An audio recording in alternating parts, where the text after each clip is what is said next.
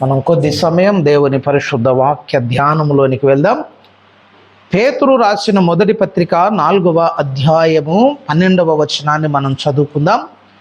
ప్రియులారా, మిమ్మును శోధించుటకు మీకు కలుగుచున్న అగ్ని వంటి మహాశ్రమను గూర్చి మీకేదో వింత సంభవించుచున్నట్లు ఆశ్చర్యపడకుడి. దేవుడు ఈ మాటలు మన వినికిడిలో ఆశీర్వదించునుగాక. ఆమేన్. ప్రభునందు నాకు అత్యంత ప్రియులారా, చదవబడినటువంటి లేఖన భాగాన్ని మనం ఒకసారి ధ్యానించినట్లయితే పరిశుద్ధాత్మ దేవుడు ఒక ప్రాముఖ్యమైనటువంటి అంశాన్ని మనకు జ్ఞాపకము చేస్తూ ఉన్నాడు. ఎందులోనైనా సరే మనం కోరుకునేటువంటి అంశం ఏంటంటే శ్రేష్టమైన దాన్ని కావాలని ఆశపడటం మానవునికి సహజమైనటువంటి గుణం. నువ్వు ఏదైనా తీసుకో, కూరగాయల దగ్గర నుంచి ప్రారంభిస్తే కొనే బంగారం దాకా కూడా. కూరగాయలు ఒక పుచ్చొచ్చినా నువ్వు ఒప్పుకో కదా. ఏదైనా కొనాలంటే ఒక శ్రేష్టమైనది ఉండాలని చెప్పేసి అందులో చాలా పరిశీలన చేస్తాం. బంగారం దాకా పోయినా కూడా మంచి క్వాలిటీ ఉండాలంటే ఏ విధమైన రిమార్క్స్ రావద్దండి. 916 క్యారెట్ బంగారం కావాలని ఆశపడుతుంది. ఇది సహజంగా నీలో నాలో ఉన్న స్వభావం. అయితే దేవునికి కూడా ఒక ఆశ ఉంది, ఏంటంటే క్వాలిటీ కావాలి. క్వాలిటీ కావాలి అంటే అర్థం ఏంటంటే నికాస్ అయినటువంటి క్రైస్తవుడు కావాలి, స్వచ్ఛమైనటువంటి క్రైస్తవుడు కావాలి. దేవుడు కూడా ఏర్పాటు చేసుకునేటప్పుడు, వాడుకోవాలని ఆశపడుతున్నప్పుడు, సిద్ధపరచుకునేటప్పుడు దేవుడు కూడా కోరుకునేది ఏంటంటే శ్రేష్టమైనటువంటి సంఘం కొరకు ప్రభువు ఆశపడుతూ ఉన్నాడు. దేవుడు ఆలోచిస్తూ ఉన్నాడు. ఆ శ్రేష్ఠ సంఘముగా నీవు నేను మార్చబడాలి అంటే నీలో నాలో కావాల్సినటువంటి కొన్ని కార్యాలు ఖచ్చితంగా కావాలి. ఆ శ్రేష్టత్వం రావాలి అన్నా, ఆ యథార్థత మీదకి రావాలన్నా, ఆయన ఉన్న మెట్టు మీదకి రావాలన్నా, స్వచ్ఛమైనటువంటి స్థితిలో నీవు నేను ఉండాలంటే నిన్ను నన్ను చెక్కగలిగినవి రెండు. ఒకటి సిలువ, 2 శ్రమ. ఈ సిలువ లేనిది క్రీస్తు పోలిక నీలోనికి రాదు. ఈ శ్రమ లేకపోతే క్రీస్తు పోలిక నీలో ఎప్పుడు కూడా చూచే అవకాశం ఉండదు. ఇవి రెండే క్రీస్తు పోలికలోనికి నిన్ను నన్ను చెక్కగలుగుతాయి. కాబట్టి ప్రభు ఎక్కువగా వాడతాడు క్రైస్తవ సంఘం పైన. ఆశీర్వాదము కంటే కూడా శ్రమ నీ జీవితంలో నీకు ఎక్కువ పాఠాలను నేర్పిస్తుంది. దేవునికి ఒక పేరుంది, ఆయన శిల్పి అనే పేరుంది. దేవుడు శిల్పి. సామెతల 8 అంటాడు, నేను ప్రధాన శిల్పినై దేవుని యొద్ద ఉన్న కాలం ఒకటి ఉంది. సామెతల గ్రంథాన్ని మీరు ఒకసారి గమనిస్తే సామెతల గ్రంథము 8వ అధ్యాయములో యేసునాథునికి పెట్టబడినటువంటి ఒక చక్కని పేరు మీరు ఒకసారి గమనించండి. నేల మట్టితో అన్నీ లేనప్పుడే దేవుడు నిర్మించినటువంటి మాటలు. 8:30, నేను ఆయన యొద్ద ప్రధాన శిల్పినై అనుదినము సంతోషించుచు నిత్యము ఆయన సన్నిధిని ఆనందించుచుంటిని. ప్రధాన శిల్పి ప్రభువైన యేసు. ఆయన ఏం చేస్తాడంటే శిల్పములను చెక్కుతూ ఉంటాడు. ఆ ప్రధాన శిల్పిలో భాగంగానే ఇంకొక శిల్పి కూడా మనకు పరిశుద్ధ బైబిల్ గ్రంథంలో కనిపిస్తూ ఉంటాడు. కొరింథీయులకు రాసిన మొదటి పత్రిక 3వ అధ్యాయాన్ని కూడా మీరు ఒకసారి గమనించినట్లయితే ప్రధాన శిల్పిలాగా ఉన్నటువంటి ఆ దేవుని చేతులు ఒక సాధన 3వ అధ్యాయము 10వ వచనములో, దేవుడు నాకు అనుగ్రహించిన కృప చొప్పున నేను నేర్పరి అయిన శిల్పకారుని వలె పునాది వేసి తిని మరి ఒకడు దాని మీద కట్టుచున్నాడు. ప్రతివాడు దాని మీద ఎలాగూ కట్టుచున్నాడో జాగ్రత్తగా చూసుకొని. ఒక విషయం అర్థం కావాలి, దేవుడు ఒక శిల్పి. అపోస్తులైన పౌలు కూడా నేర్పరి అయిన ఒక శిల్పకారుడు. దేవుడు శిల్పి అంటానికి హెబ్రీ పత్రికలో అపోస్తులైన అబ్రహాము కూడా దేవుడు దేనికి శిల్పియు నిర్మాణకుడై ఉన్నాడు, ఆ పునాదుల పట్టణము కొరకు నేను ఎదురు చూచుచున్నా. కొన్ని సందర్భాల్లో దేవుడు శిల్పకారుడిలాగా చెప్పుకున్నటువంటి సందర్భాలు కనిపిస్తున్నాయిగా. అదొక నిర్మాణాన్ని గురించి అయితే అది కేవలం నిర్మాణం గురించి మాత్రమే కాదు. దేవుడు చెక్కే అద్భుతమైనటువంటి శిల్పము పేరే సంఘము అని చెప్తున్నాను. ఆ సంఘాన్ని చెక్కాలంటే ఈ లోకపరమైనటువంటి ఉలి ఉంటే సరిపోదు, ఉంటే సుత్తి సరిపోదు. సిలువ అనే శ్రమతోటి దేవుడు నిన్ను చెక్కితేనే క్రీస్తు అనుకున్న పోలికలోనికి నువ్వు చెక్కబడటానికి అవకాశం ఉంటుంది. ప్రతి దైవజనుడు ఒక శిల్పి కావాలి, ప్రతి విశ్వాసం ఒక శిల్పి కావాలి. నిన్ను నువ్వు చెక్కుకోవటం నీకు రావాలి. ఎప్పుడు ఆ కార్యము నీలో జరుగుతుందంటే ఈ అనుభవం వచ్చినప్పుడే జరుగుతుంది. నువ్వు కడగబడాలి అన్నా, నువ్వు కాల్చబడాలి. నువ్వు దేవుని పోలికలోనికి మార్చబడాలి అంటే ఖచ్చితంగా నువ్వు చెక్కబడిన అనుభవంలోనికి రావాలి. క్రైస్తవ సంఘం దేన్నైతే వద్దు అంటుందో దాంట్లోనే ఆశీర్వాదం ఉంది. బైబిల్ చాలా స్పష్టంగా చెప్తున్నటువంటి డైరెక్ట్ మెసేజ్ ఉంది. ఆ మెసేజ్ ఎవరు చెప్పరు. అది చెప్పకుండా నీకు ఇల్లు వస్తుంది, పొలం వస్తుంది, పిల్ల వస్తుంది, ఉద్యోగం వస్తుంది, స్వస్థత వస్తుంది అంటే వస్తుంది అని నువ్వు చెప్తున్నావు, నోటితో రాదు అని కూడా చెప్పే రోజు వస్తుంది. మరి ఇల్లు వస్తుంది అని పౌలు ఎప్పుడు ప్రసంగం చేయడు, ఎందుకంటే అసలు పౌలుకే ఇల్లు లేదు. మరి ఇగో సంతలు ఇస్తాడు బిడ్డ, నువ్వేం కంగారు పడ మాకు, దేవుడు నమ్మదగిన వాడు, ఆయన నా కాపరి అన్నాడు అనుకో, ఎవడో ఒకటి వచ్చాడు, పౌలు నీకు ఒక ఇల్లు ఉందా అని అన్నాను, నీకు నాకు లేదు. మరి నీకే లేనప్పుడు నాకు ఇస్తున్నాను నువ్వు ఎట్లా చెప్తావు అయ్యా అంటే ఒక్క దెబ్బతో ఆగిపోతే. పౌలు ఆ ప్రసంగం చెప్పడాన్ని పెళ్ళి అవుతుందని చెప్పడు, స్వస్థత అవుతుందని చెప్పడు, ఇది కాదు. The true Christian message under the Bible. Bible కింద పొరల్లో ఉన్నటువంటి క్రైస్తవం యొక్క నిజ స్వరూపాలు ఎట్లుంటాయో తెలుసా? భక్తుడు అంటే ఎవడంటే దేవుడు ఇస్తే నేను నమ్ముకుంటాను అన్నవాడు కాదు, నాకు మేలు చేస్తే నేను దేవుని ఆశ్రయిస్తాను, దేవుని నేను స్తుతి చేస్తాను అనేవాడు కాదు. నికాసైనటువంటి భక్తుడు అంటే షడ్రక్ మేషక్ అభిజ్ఞగోలాగా ఒక సాక్షి జీవితాన్ని కలిగి ఉండాలి. ఒక మాట అంటాం, నువ్వు చేసే ప్రతి ప్రార్థన తర్వాత ఈ మాట అని చూడు ఒకసారి.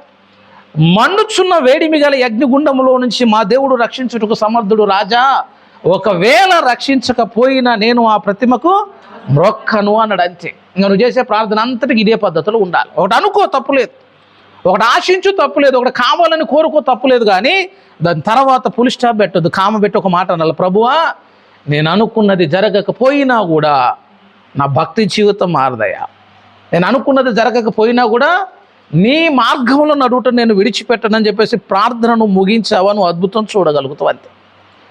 వాళ్ళు అన్న మాటకు అంత రోషం ఎందుకు వచ్చింది, దేవుడు ఎందుకు దిగొచ్చి పని చేయాల్సి వచ్చింది చూడండి.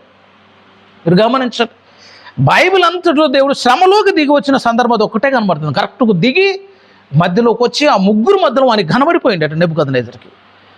ఆ నుంచి చేయరాదు, అక్కడే ఉండి చేయొచ్చుగా ప్రభు. అగ్ని కాలకుండా చేయటమే కావాల్సింది.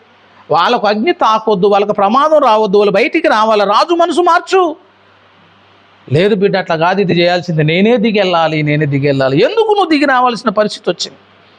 కెరూబులు శరాపులు అందరూ స్తుతిస్తూ ఉంటే, దూత గానాలతో పాటలు పాడుతూ ఉంటే దేవుడు సింహాసనం నుంచి లేచి భూమి మీదకి వస్తుండట. మోషే చేసినప్పుడు ఎప్పుడు పోలేదే, సొలొమోను చేసినప్పుడు పోలేదే, దావీదు చేసినప్పుడు పోలేదు. ఎంతోమంది భక్తులు ప్రార్థన చేశారు, రోషంతో ప్రార్థన చేస్తే వాళ్ళ దగ్గరకు రాని దేవుడు ఈ మండుచున్న అగ్ని గుండములోనికి ఎందుకు వచ్చాడు? ఇప్పుడు యాకోబు దగ్గరకు వచ్చింది కదండి, ఎబ్బోకు రేవు దగ్గర కంటే యాకోబు దగ్గరకు వచ్చిండు. యాకోబు ప్రార్థన చేస్తే వచ్చాడు. ఈ అగ్ని గుండంలోనికి ఎందుకు వచ్చినావు? ఎబ్బోకు రేవు దగ్గరకు రావటం ఒకటి, అగ్ని గుండం లోపలికి రావటం ఒకటి.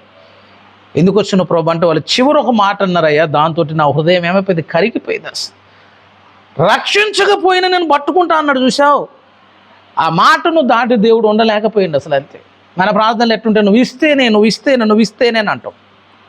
దేవుడు అంటే ఇస్తేనే నమ్ముతావు, లేకపోతే నమ్మవా బిడ్డ? ఇస్తేనే నమ్ముతా అంటున్నావు. నీకు ఇచ్చిన ఎన్నున్నాయి ఒకసారి శిలువ మీద నా ప్రాణం ఇచ్చిన, అంతకంటే ఇంకేం ఇవ్వాలి? అసలు దాన్ని చూసి భక్తిలోకి రావాలి, దాన్ని చూసి ప్రార్థన మెట్టు మీదకి రావాలి, దాన్ని చూసి విశ్వాసం ఉండాలి. కానీ వీళ్ళు దాన్ని భిన్నంగా ప్రార్థన చేసిన ఒక భిన్నమైనటువంటి ప్రార్థనగా అనిపిస్తుంది. ఒకవేళ నువ్వు రక్షించకపోయినా, నేను అనుకున్నది జరగకపోయినా, నాకు ఇచ్చిన వాగ్దానం నెరవేర్చకపోయినా, నేను ఆ ప్రతిమకు నమస్కరించినాను వాళ్ళు తీర్మానం చేసినట్టు నేను ఒక తీర్మానం చేయగలిగితే దాన్ని కరెక్ట్ భక్తి జీవితం అనొచ్చు, యథార్థమైనటువంటి ప్రార్థన అనొచ్చు. లాభాలు ఆశించేది భక్తి జీవితం కాదండి. నేను 10 పెట్టి నాకు 10 వస్తుందని అంటే దాని వ్యాపారం అని అంటాం. అంతేగా, నువ్వు 10 పెట్టి ఇంకో 10 ఆశించినట్టు దాని వ్యాపారం, బిజినెస్ అనొచ్చు. దేవుని దగ్గరకు నువ్వు పెట్టే పెట్టుబడి విశ్వాసము అని చెప్తున్నా. నువ్వు పెట్టడమే, అవతల నుంచి దేవుడు ఇస్తాడా లేదన్న దేవుని యొక్క చిత్తాన్ని వదిలేయాలి. అంతే. ప్రభు నీకు అంగీకారం అయితే చెప్తున్న చిన్న మాటలే, క్రీస్తు నేర్పే ఒక గొప్ప ప్రార్థన కూడా కాదు. గెత్సెమన్లో యేసే చేసిన ఒక చిన్న ప్రార్థనలో నువ్వు నేర్చుకోవాల్సిన ఒక పాఠం ఏంటంటే, గుండెలు పగిలేలాగా లోపల దుఃఖం ఉన్నా కూడా యేసంతటోడు మనిషిగా మానవ రూపంలోకి వచ్చిన తర్వాత, శిలువ శ్రమలని కనబడ్డ తర్వాత, నరకంలో 3 దినాలు చూసిన తర్వాత, దుష్టునితో చేసే ఒంటరి పోరాటాన్ని చూసిన తర్వాత గుండెలు అలిసిపోయి ఒక మాట అంటాడు, నీ చిత్తం అయితే ఈ గిన్నెను నా యొద్ద నుండి తొలగించుము అన్నాడట. అంతే. నీకు ఇష్టమైతే ఒక్కసారి కార్యం చేయి. అసలు వచ్చింది నువ్వు ఆ కార్యం కొరకు కదా, ఆ కార్యం కొరకు కదా వచ్చినావు. ఆ కార్యం కొరకు వచ్చి నువ్వు ఏ ప్రార్థన చేసినావు? మరి నీ చిత్తమైతే ఈ గిన్నెను నా యొద్ద నుంచి తొలగించానంటే ఎంత నొప్పి ఉండాలి చెప్పండి, ఎంత పెయిన్ కావాలి అది.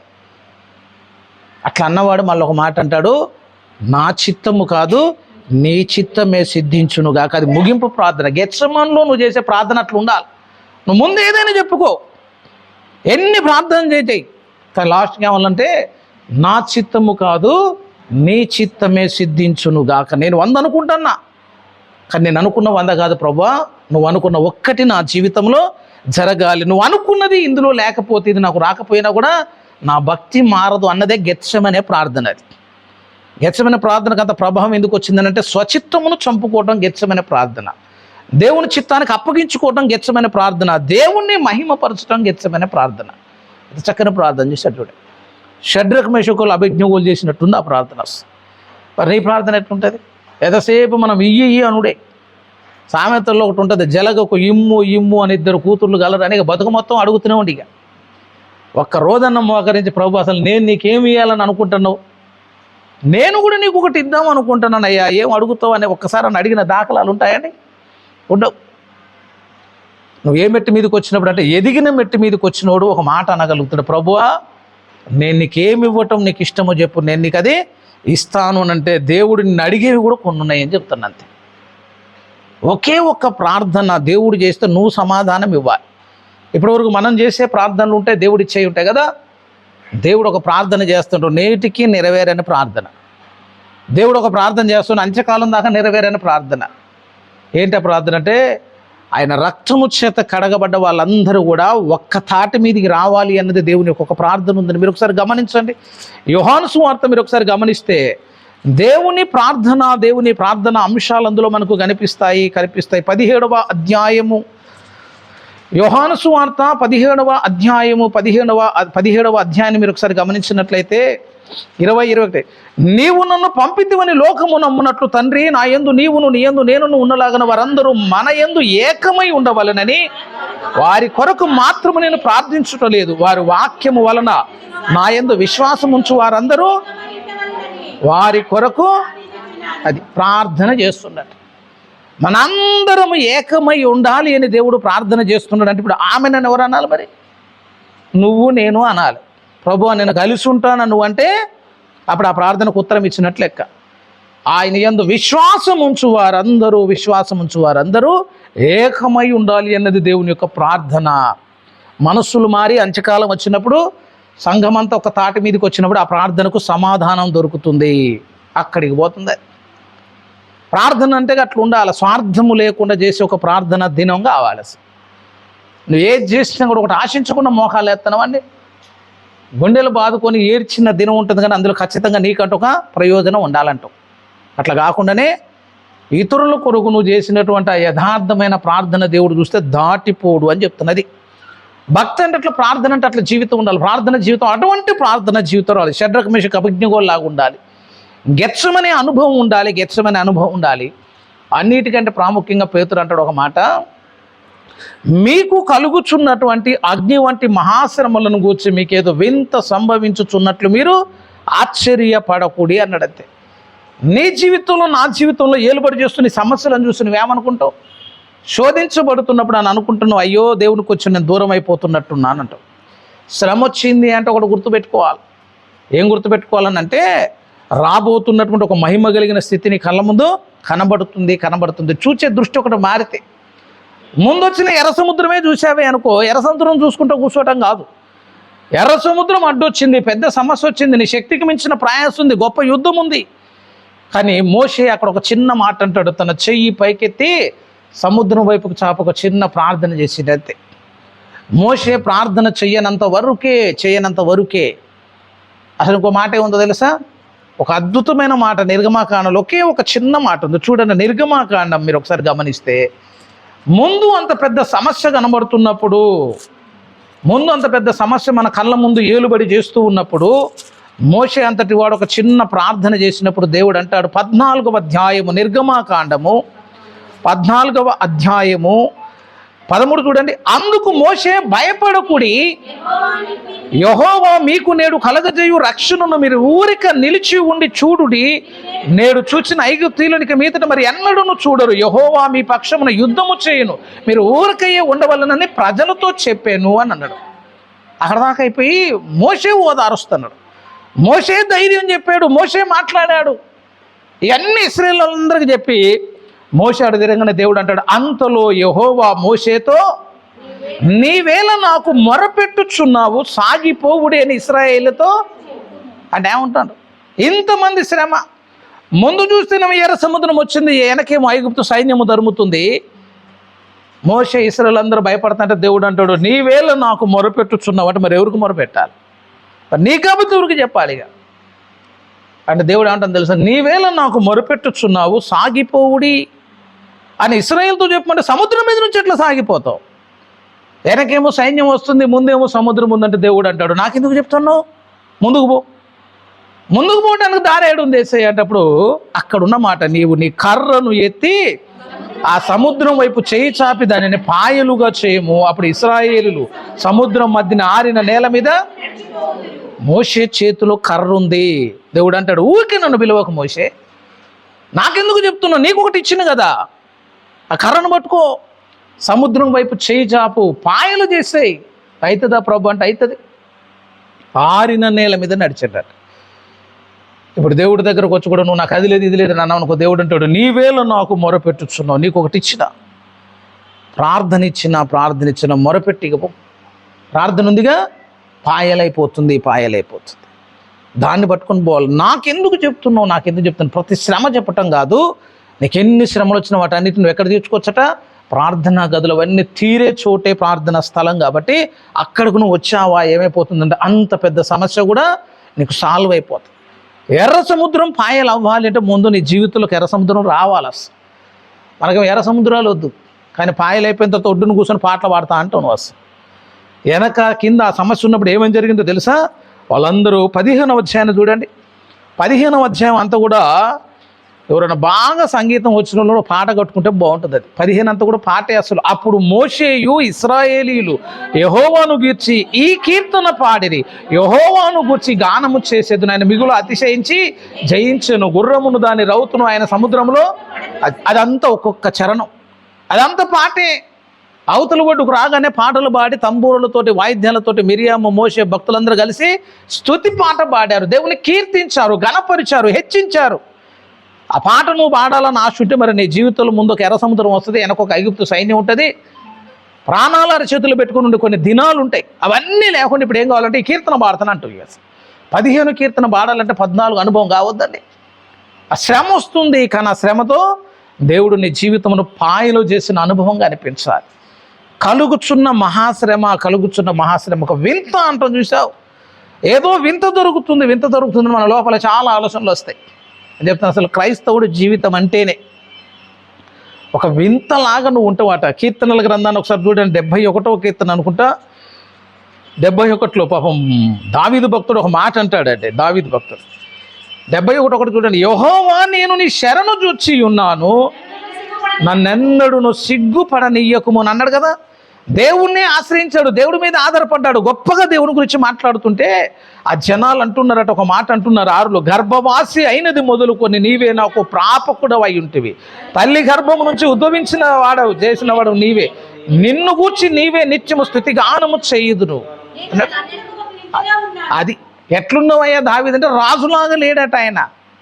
నేను అనేకులకు ఒక వింతగా ఉన్నాను, అయినను నాకు బలమైన ఆశ్రయము నీవే. ఎందుకు వింత అయిపోయాడు? దావీదు చేసే పనులన్నీ వింతగానే ఉన్నాయి. శత్రువులు మీదకి వచ్చి కత్తులు బట్టి యుద్ధం చేస్తుంటే దావీదు వెళ్ళి ప్రార్థన గదిలో ఉండబట్టి, మరి బాబు ఇది ప్రార్థన చేసే సమయం కాదు, కత్తి పట్టే సమయం అని అంటే, లేదు నా దేవుడు అనుమతిస్తేనే నేను కత్తి పడతాను. ఇది దావీదు యొక్క జీవితం. అందరినీ పురమాయించుకొని ఏళ్ళు పనిచేశాడు, గుడి కడదామని అన్ని ప్రయాసపడి అంతటిని సమకూర్చి ఆ బ్లూ ప్రింట్ అంతా తయారు చేసుకొని వాళ్ళందరినీ కొన్ని రోజులు పని చేయించిండు. ఒకరోజు వచ్చినాక మీరు పని ఆపేయండి, మనం పని చేయాల్సిన పని లేదన్నాడు. ఎందుకు అనంటే దేవుడు వద్దన్నాడు అని అనబట్టి. దావీదు కార్యమును చూసి ఆనాడు జనులు అనుకున్నారట, నేను అనేకులకు ఒక వింతగా ఉన్నాను. కొంచెం డిఫరెంట్గా ఉన్నట్టున్నాడుగా మనిషి, అందరిలాగా లేడుగా, అందరిలాగా ప్రవర్తించట్లేదుగా అన్నట్టుగా అనిపించి ఆయనకు పేరు పెట్టారు, వింత అనే పేరు పెట్టిండట. వింతలాగా కనబడుతున్నాడు. నీ జీవితంలో నా జీవితంలో సమస్యలు వచ్చినప్పుడు కూడా మనం కూడా ఎట్లా ఆలోచన చేస్తామంటే తెలుసా, ఏదో వింత జరుగుతున్నట్లు ఆశ్చర్యపడకుడి. డైరెక్ట్ బైబిల్ స్టేట్మెంట్ ఏంటో చెప్పినా, ఒకటే మాట చెప్పాలా, యేసయ్య సువార్త చెప్పాలంటే ఒక మాట చెప్పాలా, లోకములో మీకు శ్రమ కలుగును అన్నాడు. అది లోకములో మీకు శ్రమ కలుగును, అయినను 16:33 యోహాను సువార్తలు అన్నమాట. లోకములో మీకు శ్రమ కలుగును, అయినను ధైర్యము కలిగి ఉండు. ఎందుకు అని అంటే నేను లోకమును, అది లోకాన్ని జయించిన వాడు చెప్పే మాట ఇది. అసలు లోకాన్ని జయించిన వాడు అంటున్నటువంటి మాట. ఇప్పుడు సంసోను ఉన్నాడే అనుకోండి, సంసోను నీ పక్కన ఉంటే నీతో ఒక మాట చెప్తాడు సంసోన్, ఏమంటాడు చెప్పనా? లోపల సింహాలు ఉన్నాయి, మీరు భయపడకూడదు, ఎందుకంటే సింహమును చీల్చిన వాడును నేను అన్నాడు అనుకో. సంసోన్తో కలిసి అరణ్యయాత్ర చేయడానికి నీకు భయం కలగదు. ఎందుకు? సంసోన్ ఒకప్పుడు సింహాన్ని చీల్చాడు కాబట్టి, సింహము చీల్చగలిగిన వాడు పక్కన ఉన్నాడు కాబట్టి, ఆయన పక్కన ఉన్నంత వరకు సింహాన్ని చూసి నీకు భయం కలగదు. అట్లనే ఇప్పుడు దేవుడు ఏమంటున్నాడంటే, లోకమును నేను జయించాను. లోకాన్ని జయించినవాడు ఇప్పుడు నీ పక్కనుండి అంటాడు, లోకములో మీకు శ్రమ కలుగుతుంది, అయినా కూడా మీరు ధైర్యం తెచ్చుకోవాలి, భయపడొద్దు, ధైర్యం తెచ్చుకోండి. ఎట్లా వస్తుంది ప్రభు ఆ ధైర్యం అంటే, నేనున్నగా నీ పక్కన, నేను దాన్ని జయించేగా నీ రాకొచ్చా, నేను లోకమును జయించాను కాబట్టి నీకు శ్రమ వచ్చినా ఆ శ్రమలోంచి నేను నిన్ను విడిపిస్తానని అంటాడు. దేవుణ్ణి ఆశ్రయించడం రావాలి, దేవుడి మీద ఆధారపడడం రావాలి, శ్రమలను ఆహ్వానించడం రావాలి. మరి చాలాసార్లు కిరీటాల గురించి, ఆశీర్వాదాల గురించి, అద్భుతాల గురించి, బహుమానాల గురించి చదువుతారు, కానీ సైతాన్ గడువు మనకు మొత్తం షార్ట్ సైట్ లాంగ్ సైట్ లాగా మొత్తం కనబడకుండానే చేస్తుందండి. లోకంలో మీకు శ్రమ కలుగును అన్నదాకా చదివితే భయమే కలిగిద్దండి, కానీ ఫుల్ ప్లెడ్జ్గా ఓడి చదివిన అనుకో, లోకంలో మీకు శ్రమ కలుగును, అయినను భయపడకూడదు, నేను లోకమును జయించి ఉన్నానంట. మీకు ఎక్కడ వచనాలు వచ్చినా చూడాలి. మీ పరలోకమందు మీ ఫలము అధికమగును అనగా మనకు మంచిగా అనిపిస్తుంది, భలేగిచ్చినవుగా ప్రభు అని అంటావు. దాని ముందే ఏమన్నాడు తెలుసా? మత్తయి సువార్త 5 అంటాడు, నా నామము నిమిత్తము జనులు మిమ్మల్ని నిందించి హింసించి మీ మీద చెడ్డ మాటలలో పలుకున్నప్పుడు మీరు ధన్యులు, అప్పుడు పరలోకమందు మీ ఫలము. ఈ సగమే కావాలి మనకి. అవమ్మకిన సగం పండు తిన్నట్టే మనం అన్ని సగం కోరుకోవటమేనా? మరి అధికం కావాలనంటే ప్రభు రే బిడ్డ ఇంత ఇష్టపడుతున్నావు కాబట్టి అని చెప్పి 5 నీవు వచ్చినావు నెరవేరేటట్టు చేసింది అనుకో, మళ్ళీ నువ్వే కూర్చొని ఏమంటావు? నాకెందుకు ఇన్ని శ్రమలు పెట్టినావు ప్రభు అంటావు. నువ్వేం అడుగుతున్నావు ఒక స్పష్టత ఉండదు. నాకేం బహుమానం కావాలంటావు, ఆశీర్వాదం కావాలంటావు, నీ పోలిక కావాలంటావు. దీన్ని డీకోడ్ చేసి గాడ్ లాంగ్వేజ్లో కన్వర్ట్ చేసినావు అనుకో, ఒకటే ప్రార్థన చేస్తున్నావు. నువ్వేం ప్రార్థన చేస్తున్నావు? ప్రభు నన్ను నీలాగా నలగొట్టనే ప్రార్థన చేస్తాను. మళ్ళీ నలగొట్టిన తర్వాత మళ్ళీ ఏమంటున్నావు? ప్రభు ఎందుకు ఇంతగా కొడుతున్నావు? మళ్ళీ నువ్వే ప్రార్థన చేస్తున్నావు. అసలు నీ ప్రార్థన అర్థం కావట్లేదు, ఎవరికి అర్థం కావట్లేదు, దేవునికి ముందు నీకే అర్థం కావట్లేదు. అసలు ఈ మార్గం గుండా పోతేనే నీ జీవితానికి ఏదైనా ఒక ఆశీర్వాదం దొరుకుతుంది.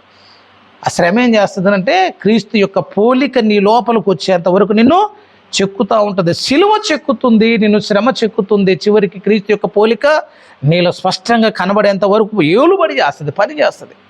ఆ పని చేసేంత వరకు నిన్ను నువ్వేం చేయాలంటే దేవునికి అప్పగించుకోవాలి.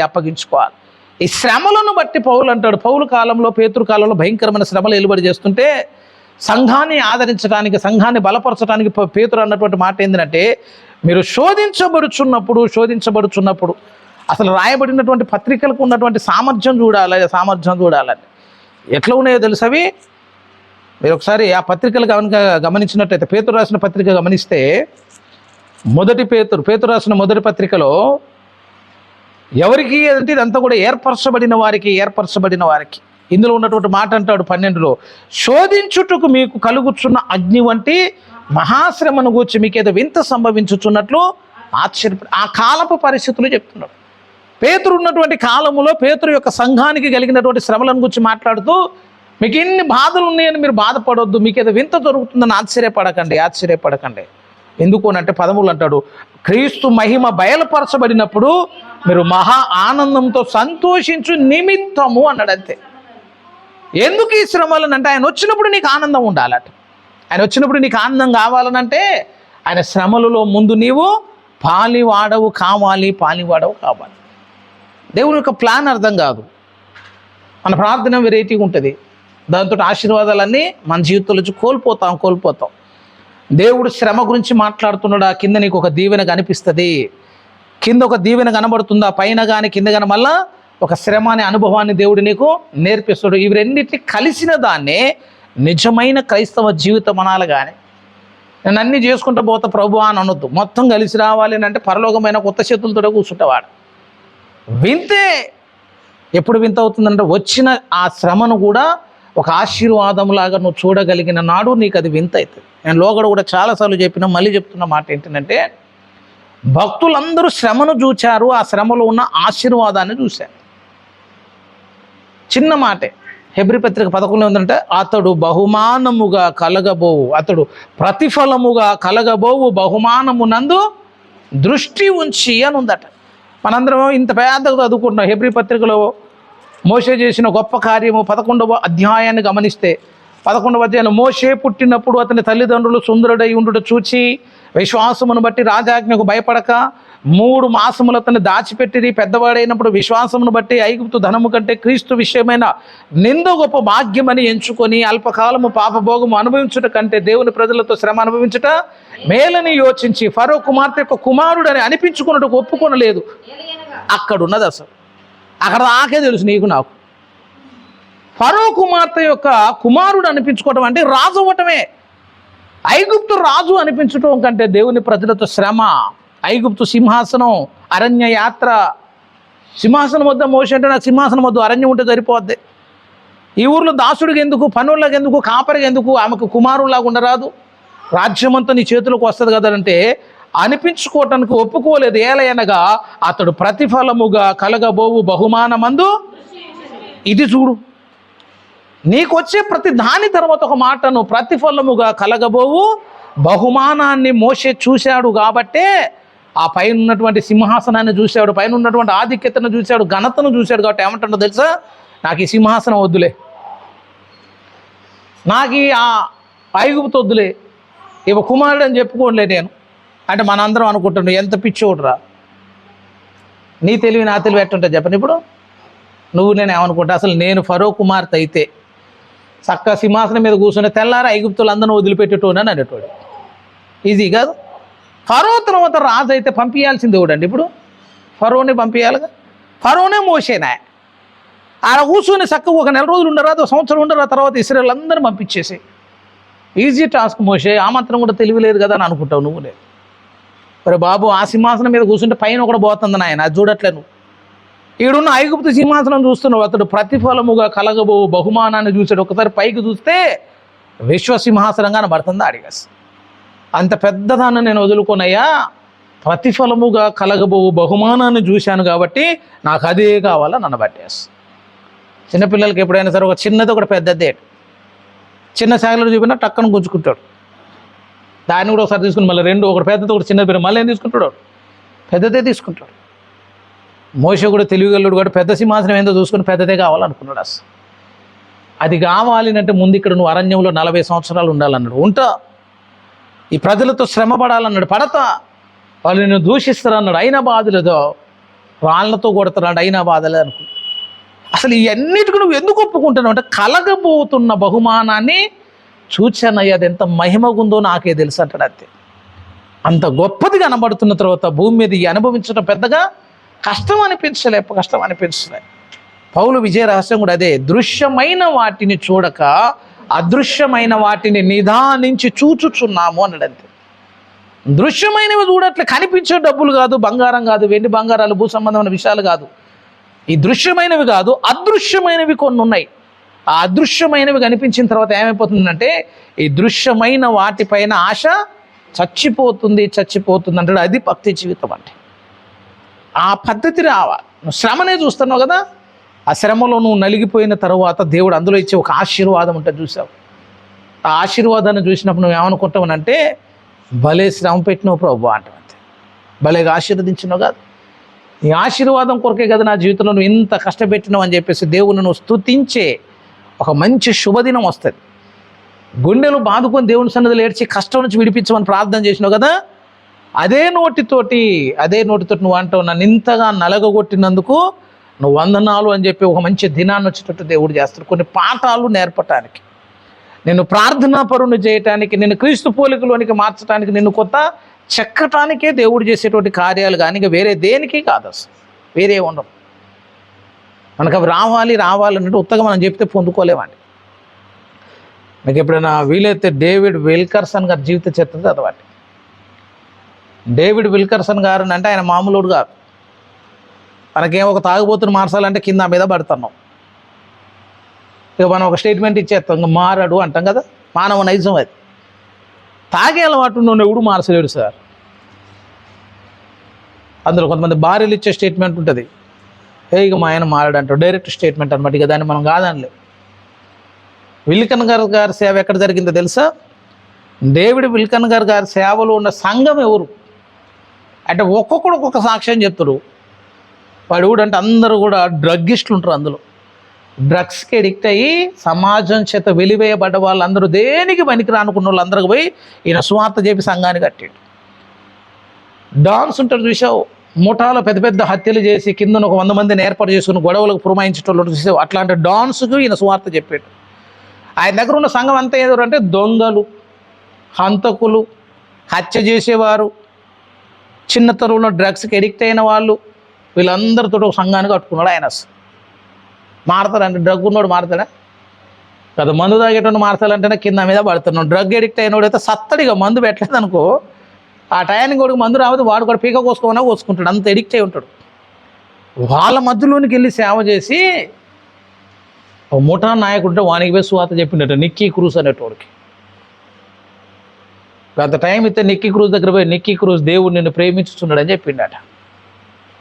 వాడి చెంప మీద ఒక్కడి బీకి ముఖం మీద ఊసి వెళ్ళిపో అన్నాడు. తొందరగా వెళ్ళిపో, లేకపోతే చంపి పడేస్తా అన్నాడు. అట్టిగా ఉంటావా నువ్వు? నేనైతే అక్కడ ఫాస్ట్ ఆడి చేస్తే అన్న నీకు కనబడితే ఒట్టే, అరే మళ్ళీ కనబడకుండా పారిపోయేటోడు నువ్వు. అసలు చేతుల్లో గన్లు పెట్టుకొని చుట్టూ జనాలు పెట్టుకొని వాళ్ళందరూ ఉంటేనే పోయి, దేవుడు నిన్ను ప్రేమించుచున్నాడు, దేవుడికి నువ్వు కావాలి, నువ్వు మారు అని అంటే ఎవడు మారుతాడే? ఈ 3 ముక్కలే మార్చేటట్టయితే ఈ పాడికి మనం ఫుల్ మందిని మార్చేటోళ్ళం కదా. ఎన్నిసార్లు చెప్పాలి ఈ ముచ్చట్లు? నువ్వు ముఖం మీద చూస్తే అట్లా తూర్చుకున్నాడు అట, అంతే. ఇక్కడే ఉంటే ముక్కలు ముక్కలుగా నరుకుతా అన్నాడు అట. అంటే అప్పుడు ఆయన అన్నాడు, నా ప్రతి ముక్క యేసు నిన్ను ప్రేమిస్తున్నదని చెప్తుందని చెప్పిండట. నువ్వు 1000 ముక్కలు నరుకు, నా దేహంలో ఉన్న ప్రతి ముక్క కూడా ఒక మాట చెప్తుంది నీతోటి. ఏంటిదంటే దేవుడు నిన్ను ప్రేమిస్తున్నాడని చెప్తుంది అని చెప్పిండట. బలవంతంగా దోషేశారు ఆ నుంచి బయటకు వచ్చేసి. ఆ రోజు నుంచి నిక్కీ క్రూజ్ నిద్రపోతే ఒట్టిగస్, వాడికి నిద్ర రావట్లే, గుండెలంతా గుబులుగుంది, ఏదో అలజడైతుంది. దేవుడు దర్శిస్తా ఉన్నాడు. ఓ రోజు కూడికి వచ్చాడు, మారు మనసు పొందాడు, పెద్ద సేవ చేసిండు. అసలు బిల్లీ గ్రహం గారితో కలిసి చేసేంత గొప్ప సేవ కూడా ఆయన. తర్వాత ఎవరు మార్చారా అంటే డేవిడ్ విల్కర్సన్ గారు మార్చారండి. ఆయన సంఘం అంతా గీళ్ళే ఉంటారు. అసలు నేను ఇంతకుముందు డ్రగ్ ఇష్టం అండి, దేవుడు నన్ను మారవని చెప్పిండు, నేను ఇప్పుడు సంఘానికి వస్తాను. ఆ మూట డాన్ గాడు పోయేమో సేవకుడు అయిపోయిండు, విశ్వాసులు అయిపోయారు. వీళ్ళందరూ దొంగలందరూ కలిసి విశ్వాసులు అయ్యారు. మంచి సేవ పరిచర్య దేవుడు ఇచ్చాడు. అట్లాంటి కఠినమైన వారి మధ్యలో ఏదైనా నిలబడి సేవ చేస్తే ఒకసారి అయితే ఒక పెద్ద ఆర్థిక సంబంధమైనటువంటి ఆటంకం వచ్చిందట. $15,000 కావాలి. పరిచర్య జరగాలి అంటే ఇక్కడ ఉండే సంఘాన్ని ఒకదాన్ని తాకట్టు పెట్టిండు బ్యాంకులో. తాకట్టు పెట్టేస్తే ఆ బ్యాంకు టైం వచ్చేసింది. $15,000 కాకపోతే ఈ పరిచర్య మొత్తాన్ని వాళ్ళు ఆక్యుపై చేసుకుంటారు బ్యాంకు వాళ్ళు వచ్చి. ఆవిడ అకౌంట్ చూసుకుంటే $14 ఉన్నాయట. $15,000 కావాలి. నీ దగ్గర ఎంత ఉన్నాయి? $14. ఎంత విశ్వాసంతో సేవ చేసేటోడో చూడండి. దేవుడు ఇస్తాడు అన్నాడట అంతే. కానీ ఆ దొంగలు, ముఠా నాయకులు, అంత చేసేటోళ్ళు వీళ్ళందరూ కలిసి మోకరించి ప్రార్థన చేస్తారు. ఓ డేట్ ఫిక్స్ చేసుకున్నారు. 1961లో జరిగిన సంఘటన ఇది. August 28 last date, court final తీర్పు వచ్చేసిద్ది. ఆ రోజు కల్లా కట్టాలన్నారు. మామూలు ప్రార్థన చేయట్లే, ఇక చేసే ప్రార్థన అసలు మామూలుగా చేయట్లే, అట్టుడికి పోతూ ఉంది. ఆగస్టు 28 వచ్చింది, ఒక పైసా దొరకలే, ఏమి రాలే. 28వ తారీఖు వచ్చిన ఏం రాకపోయేసరికి విల్కర్సన్ గారు ప్రార్థన చేసి దేవుడు అన్నాడు, గడువును కొద్దిగా వాయిదా వేసుకొని చెప్పిండట. లాయర్తో మాట్లాడు, ఇంకొంచెం సమయం కావాలని అన్నాడట. ఈయన చెప్పిన మాట నమ్మి ఆయన కూడా కొంచెం పర్మిషన్ తీసుకున్నాడు. కోర్టుకు పోయి పర్మిషన్ తీసుకొని దాన్ని ఎక్స్టెన్షన్ చేసిరట. ఆగస్టు 28 కాదు, సెప్టెంబర్ 10 కల్లా గట్టేస్తామని చెప్పేసి దానికి ఒక కొత్తది వచ్చేసి పర్మిషన్ దొరికిందట. లాయర్ వచ్చి ఒక మాట అన్నాడట, దొరుకుతాయా మరి సెప్టెంబర్ కన్నా? సెప్టెంబర్ 10 కల్లా దొరుకుతాయా అని అడిగితే దొరుకుతాయా అన్నాడట. మరేంటి నీ ప్లాన్ ఏంటని అడిగిందట. చెప్పు, ఎట్లా రాని మనీ అరేంజ్ చేస్తామనంటే అప్పుడు విల్కర్సన్ గారు ఒక మాట అన్నాడు, ఇప్పుడు నేను ప్రార్థన చేస్తా అన్నాడట. ఏం చేస్తామని అడిగితే ప్రార్థన చేస్తాను. సరే లాయర్ అవాక్కయ్యండి, ప్రార్థన చేస్తావా? డేట్ తీసుకొని ఫైనల్ పెట్టుకున్న తర్వాత ప్రార్థన చేస్తావు, ఒకళ్ళు రాకపోతుంటే రాకపోయే మాట ఉండదు, ఇప్పుడు నేను ప్రార్థనలోకి పోతా అన్నాడట. అంతే, ప్రార్థనలోకి వెళ్ళిపోయాడు. ఒకరోజంతా ప్రార్థనలో ఉండి బయటకు వచ్చి ఒక మాట అన్నాడు, దేవుడు ఆ డబ్బులు మనకి ఇచ్చేశాడు అని చెప్పి అక్కడ ఉన్న వాళ్ళందరినీ పిలిచి కృతజ్ఞత కూడిక పెట్టి స్తుతి కూడిక పెడితే వాళ్ళందరూ సంతోషంగా దేవుని స్తుతించి ఆనందించారు. ఒక రోజంతా ప్రార్థన చేసి ఉండే, రెండో రోజు వచ్చి దేవుడు ఆ డబ్బులు మనకి ఇచ్చేసాడని చెప్తే వీళ్ళందరూ ఆనందంగా స్తుతి కేకలు సంతోషంగా గంతులు వేసిన తర్వాత అందులో ఉన్నోడు ఒకడు అన్నాడట, అయ్యగారు మరి డబ్బులు వేయాలంటే ఇంక ఇయలేదని చెప్పిండట. డబ్బులు వేయాలంటే ఇంక ఇయలే, ఇయ్యకముందు నువ్వు ఇచ్చినావు అని చెప్పినావు కదనంటే, ఇప్పుడు ఇచ్చాను అన్నప్పుడు మీరు ఎంత సంతోషంగా దేవుని స్తుతించారో అట్లా మనం ఇప్పుడు ప్రార్థన చేద్దామని చెప్పి ప్రార్థనలు కూర్చోబెట్టిండట.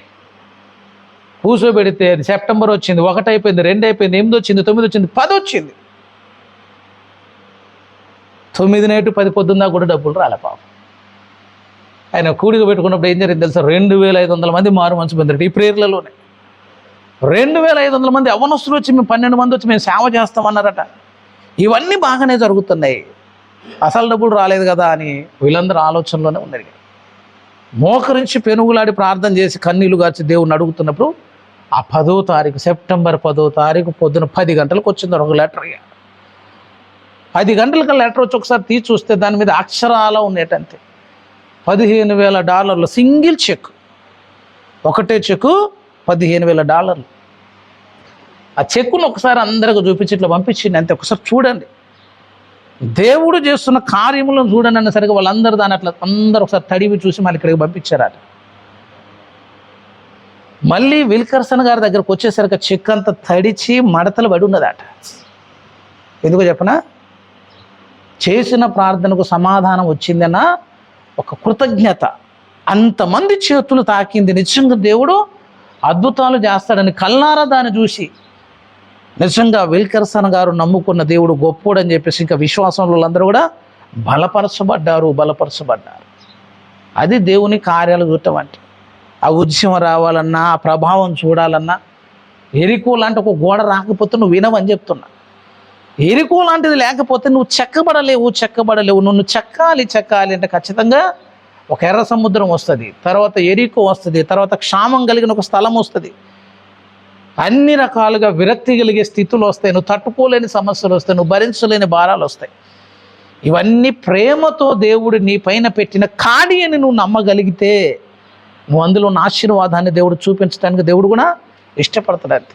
నువ్వు దాన్ని బరువు అనుకున్నా, దేవుడు కఠినుడు అని అనుకున్నా, ఆ తలాంతుల దగ్గర ఒక మాట అంటాడు ఆయన, ఒరే ఈ ఒక్క తలాంత ఎందుకు రా, దీన్ని ఎందుకు ఇట్లా దాచిపెట్టినవు రా అని అంటే వాడు అన్న మాట ఏంటంటే, నువ్వు విత్తని చోట కోయువాడవైన కఠినుడు అని అన్నాడు వాడు. అంతే. దేవుని వాడు ఎట్లా అర్థం చేసుకున్నట్ట, విత్తని చోట కోసే కఠినుడు అని అనుకొని ఇది పోయిందనుకో మళ్ళీ నీకు లెక్క చెప్పడం కష్టం అనుకొని చెప్పి దీన్ని భూమిలో పాతి పెట్టాను అన్నాడట. అప్పుడు దేవుడు అన్నాడు, నేను విత్తని చోట కోసే కఠినుడు అని నీవు ఎలాగూ ఎరుగుదు అని చెప్పి ఇది తీసిపోయి కనీసం షావుకారుల యుద్ధ పెట్టి నాకు అంత వడ్డీ అని వచ్చేది కదరా, ఈయన తీసిపోయి వెలుపల చీకట్లు వేయనని మేము తీసిపోయి అవతల పడేసిందట. అదేనా నీకు దేవుడు అర్థమైంది? విత్తని చోట కోసే దేవుడు కాదండి, నీకు ఫలం ఇచ్చే దేవుడు.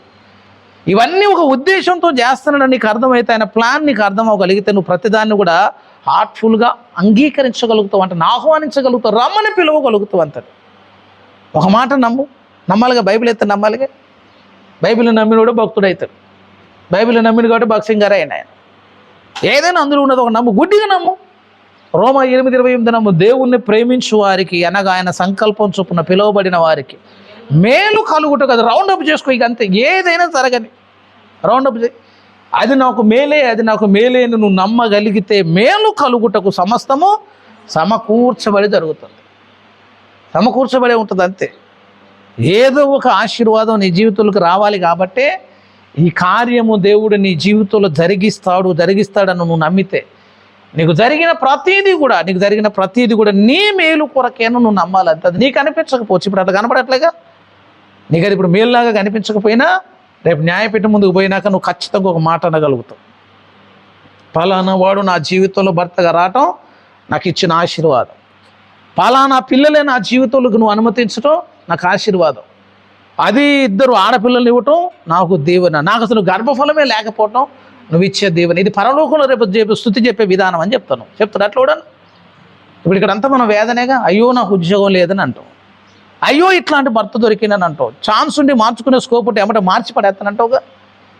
కానీ నువ్వు రేపు పరలోకం వచ్చినాక దీన్ని బట్టి నువ్వు స్తుతిస్తావు అని చెప్తాను.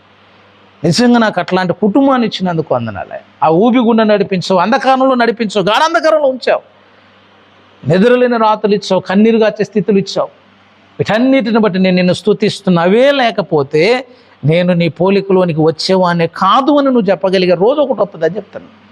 పరలోకం అంటే ఏందో చెప్పనా, నీ ప్రతి శ్రమ అనుభవం ఆనందగానములాగా మార్చబడి ఒక చోటు అని చెప్తాను అంతే.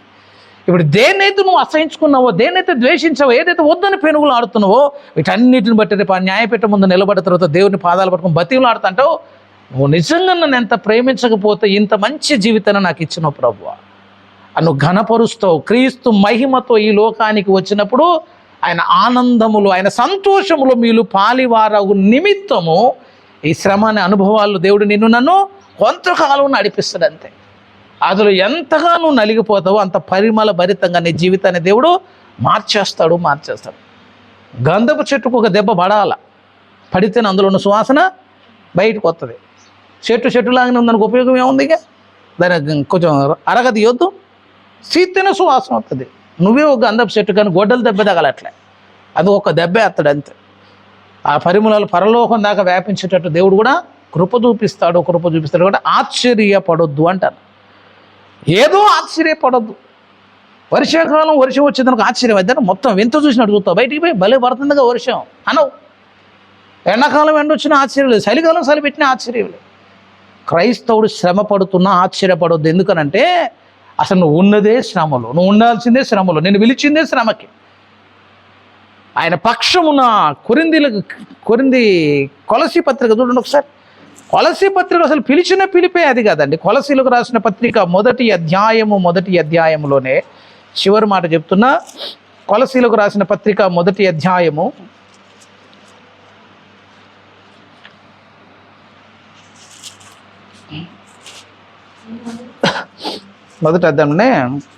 ఆయన పక్షమున శ్రమపడుట పిలిపి ఫస్ట్ 1:30 క్రీస్తునందు విశ్వాసముంచుట మాత్రమే కాక ఆయన పక్షమున శ్రమపడుటయు ఆయన పక్షమున మీకు అనుగ్రహించబడిను అన్నాడు. ఆయన పక్షమున శ్రమపడుట.